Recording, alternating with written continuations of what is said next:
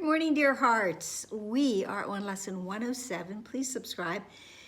Beautiful lesson today. This whole section of lessons that we've been having since our last review, they're just filled with light. They're filled with so much information. They're filled with comfort and support for us on this wonderful journey. And we are going to see today how very many previous lessons, some from the first 50, some more recent, are being woven into today's idea to make this full and complete tapestry that I periodically speak about. So, truth will correct all errors in my mind. Oh, also we have a recurring phrase, and it is when truth has come. So we'll look for it.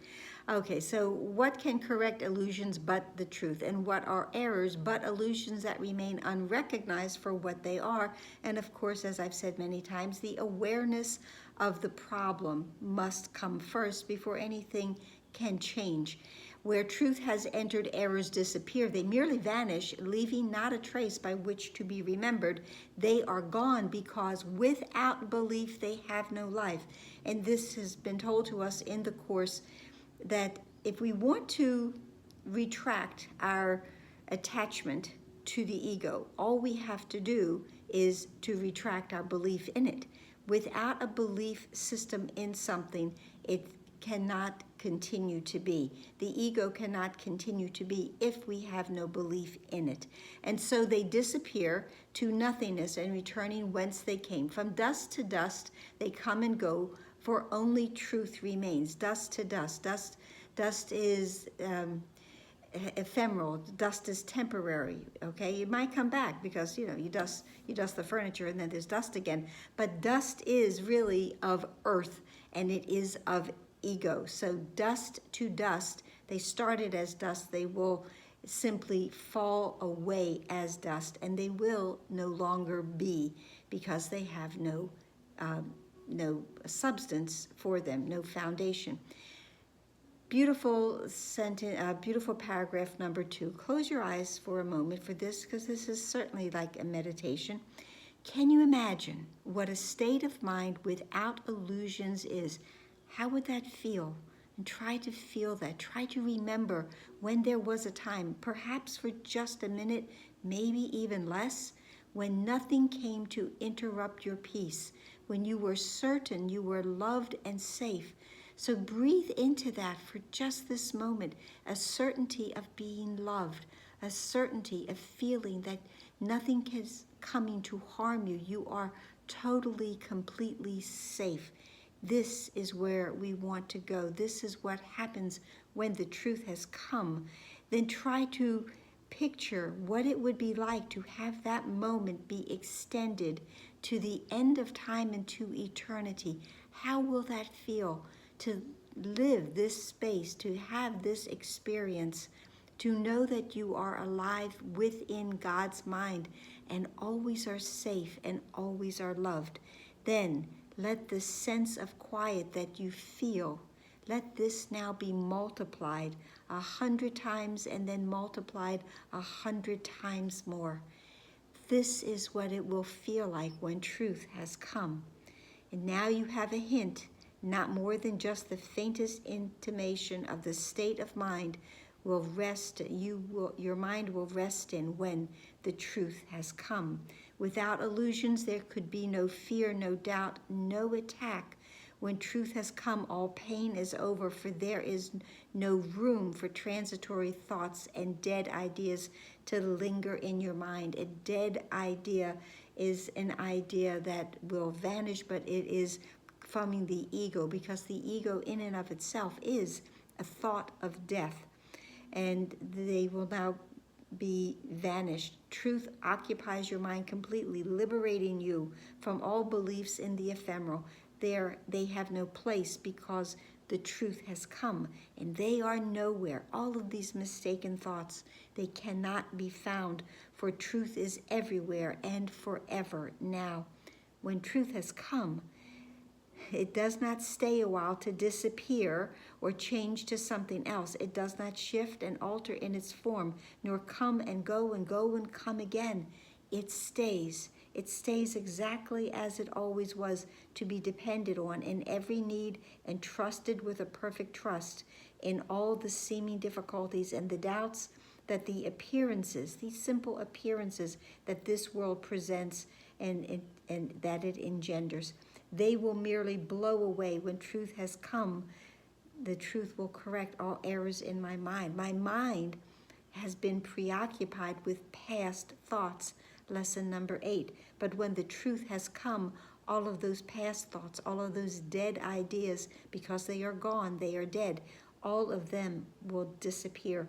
When truth has come, it harbors in its wings the gift of perfect constancy and love, which does not falter in the face of pain, but looks beyond it steadily and sure. Here is the gift of healing, for the truth needs no defense, and therefore no attack is possible. So just have that image for a moment of perhaps you're standing in front of an angel, and the angel is now going to envelop you in his wings, her wings, and you feel safe, and there is no pain, there is no suffering. You again are safe and secure, knowing indeed that you are loved forever and forever. Your holiness, our holiness, will envelop everything we see. We will be enveloped in that holiness. The truth stands far apart and beyond illusions, but cannot be brought to them to turn them to truth. The darkness always must come to the light. The truth will not turn around and go back to collect the illusions. The darkness has to be brought to light. Truth does not come and go, nor shift, nor change in its appearances now and then, in that evading capture and escaping grasp. It does not hide. It stands in open light and obvious accessibility. It is impossible that anyone could seek it truly and would not succeed. Our lesson the other day was, I seek but what belongs to me in truth. That was lesson 104. We seek for it and we will succeed. Today belongs to truth. Give truth its due. It will give you yours. You are not meant to suffer or die. Your Father wills these dreams be gone, and let truth correct them all. In lesson 102, which I share God's will for happiness for me, and we were told then that God does not want us to suffer. God never wants his children to suffer. We do not ask for what we do not have. We merely ask for what belongs to us in truth. Again, I seek but what belongs to me in truth, and for that we may recognize it as our own. Today we practice on the happy note of certainty that has been born of truth. The shaky and unsteady footsteps of illusion are not our approach today. We are certain of success and sure that we will live and hope and breathe and think. We do not doubt we walk with truth today and count on it to enter into all the exercises that we will do today. The truth is with us. The truth has come. The truth will correct all the errors in my mind. So begin by asking him who goes with you upon this undertaking, that he be in your awareness as you go with him. God goes with me wherever I go, always has, and in truth always will. You are not made of flesh and bone and blood and bone, flesh and blood and bone, but were created by the self-same thought which gave the gift of life to him as well. I am as God created me. I am as God created me. I am not this body. He is your brother, the one who was created as you are. And so, like it to your Father, knows that you are both the same. It is yourself you ask to go with you, and how could he be absent where you are? And just in yesterday's lesson, when we said that,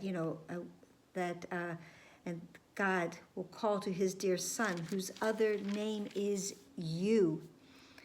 Truth will correct all errors in your mind, which tell you that you could be apart from him. I am either a part of God or I am apart from him. You speak to him today and make your pledge to let his function be fulfilled through you. To share his function is to share his joy.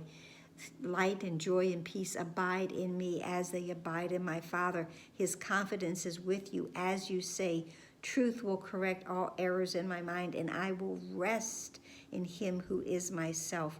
Then let him lead you gently to the truth, which will envelop you. My holiness envelops everything I see, and will give us a peace so deep and tranquil that you will return to the familiar world reluctantly. When we have had the experience of the light and the joy and the peace that is our inheritance, we will waken from that for the moment and come back into believing we are in this world, but it will not be the same world that was when we left it.